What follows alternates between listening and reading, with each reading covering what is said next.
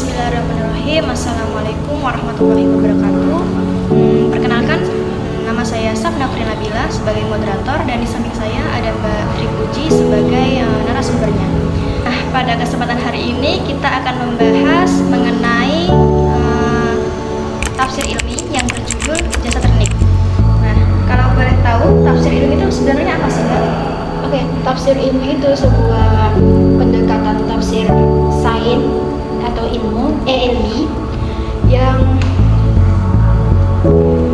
diupayakan oleh para mufasir itu untuk dalam menjelaskan redaksi ilmu pengetahuan gitu kan, kemudian menyingkap rahasia kemujizatan dari sisi kandungan informasi ilmu pengetahuan yang mendalam dan pada saat awal turunnya Al-Quran itu baru diketahui oleh manusia kan. Kemudian hal ini juga sebagai barang bukti bahwa kebenaran mutlak Al-Quran itu bersumber dari Allah, bukan dari kalangan manusia. Nah, kemudian tafsir ini juga dapat didefinisikan sebagai corak tafsir penafsiran Al-Quran yang objek kajiannya itu pada ayat-ayat kauniyah atau ayat-ayat yang mengandung keilmian di dalam Al-Quran. Nah, dari tafsir ilmi sendiri itu ada sisi positif dan negatifnya kan. Kalau misalnya yang sisi positifnya itu mendorong perkembangan ilmu pengetahuan dengan rujukan Al-Quran gitu. Nah, sisi negatifnya akan kala tafsir ilmi ini seakan-akan terlihat memaksakan suatu pengetahuan itu. Yang perlu kita garis bawahi, hakikat kebenaran Al-Quran itu mutlak, namun kebenaran ilmu pengetahuan itu nisbi. Kemudian contoh dari pembahasan tafsir ilmi itu apa, Mbak? Di dalam tafsir ilmi itu banyak ya, banyak.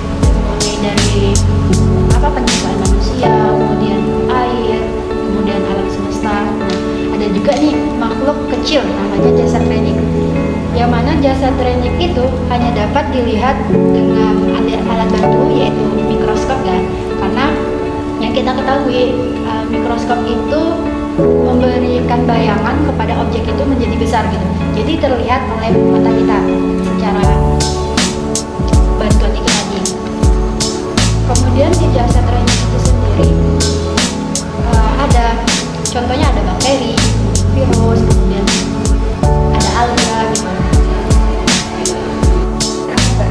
Contoh surah atau penjelasan yang mengenai jasa ternik itu. Di dalam Al-Quran sendiri ada ayat yang mengisyaratkan tentang penjelasan ini. Ini versi jasa ternik ya. Tafsir Al-Ajna kan kita sebagai rujukan pamungkas satunya tafsir ini. Itu ada ayat ada surat An-Nur ayat 45, kemudian Yasin ayat 36. Yang mana dalam surat An-Nur ayat 45 itu kata kuncinya itu kata dabbah yang artinya hewan melata. Nah, versi tafsir Kementerian Agama itu mengatakan bahwasanya hewan yang dimaksud itu hewan yang berjalan menggunakan perut, berkaki dua, kemudian berkaki empat. Nah, kemudian juga di ayat itu juga mengatakan bahwasanya air merupakan sumber kehidupan bagi makhluk itu, yang mana air itu berfungsi berperan penting dalam pembentukan darah, kemudian dalam pembentukan hewan itu sendiri. Kemudian juga air juga berfungsi sebagai penopang hidup. Tanpa air makhluk hidup tidak dapat hidup gitu kan. Nah, kemudian surat Yasin ayat 36 itu kata kuncinya azwaj atau pasangan. Nah, ternyata dalam jasa trenik itu juga ada yang membutuhkan pasangan untuk berkembang biak, contohnya bakteri. Di sini kan kita membahas tentang air ya.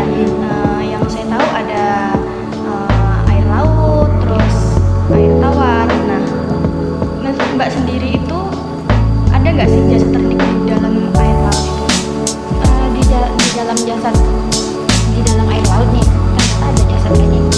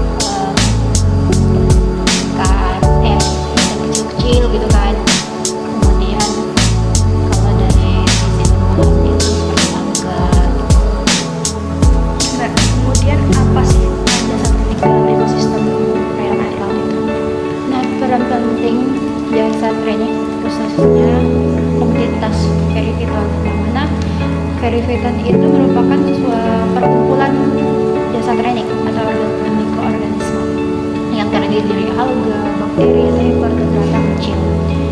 Nah, adapun perivetan itu ada berjenis hewan atau juga berjenis tumbuhan. Nah, yang berjenis hewan itu berfungsi sebagai pemberi makanan bagi ikan-ikan kecil, gitu kan. Sedangkan perivetan yang berjenis tumbuhan itu sebagai produsen dalam proses fotosintesis untuk menyuplai oksigen di air laut. Jadi dapat disimpulkan jasa teknik itu ekosistem dan keseimbangan yang alam yang harus. Jadi dapat disimpulkan ekosistem dan keseimbangan alam harus selalu dijaga agar tidak rusak ya. Karena jika rusak, kerugian tidak hanya diderita oleh manusia saja, tapi seluruh makhluk hidup di alam semesta, yaitu hewan, tumbuhan, dan mikroorganisme. Nah, itu Mbak. Teman-teman, berhubung durasinya sudah cukup lama, kita cukupkan podcast kita hari ini. Semoga penjelasan dari Mbak Tripuji tadi dapat bermanfaat bagi kita semua ya. Sekian dari kami. Wassalamualaikum warahmatullahi wabarakatuh.